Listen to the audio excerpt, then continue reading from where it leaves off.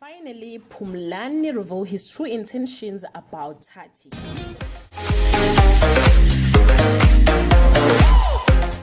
Everyone, welcome back to Sanela Chat. Thank you so much, guys, for tuning in. I'm here to update you of what's going to happen on Gomora from the 17th to the 21st of January 2022 on Monday. Tati announces her engagement to Phumlani, but not everyone is happy. Ntokozo questions Mazetti's friendship with Phumlani. Things don't go as planned when Teddy tried to make peace between Sibongile and Zoto on Tuesday.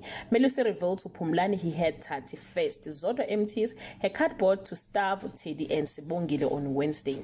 Tati is surprised when Phumlani doesn't seem interested in her past. Sibongile and Teddy loot the Dlamini's kitchen on Thursday. Chiamo gives a Buhle stern warning. Zodwa kicks out a demon from her house. Phumlani becomes the happiest man on earth on Friday. Chiamo learns the truth about Dumo hitting Sibonga. Phumlani confronts Melusi about his relationship with Tati.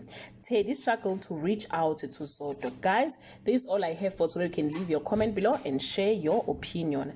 Bye.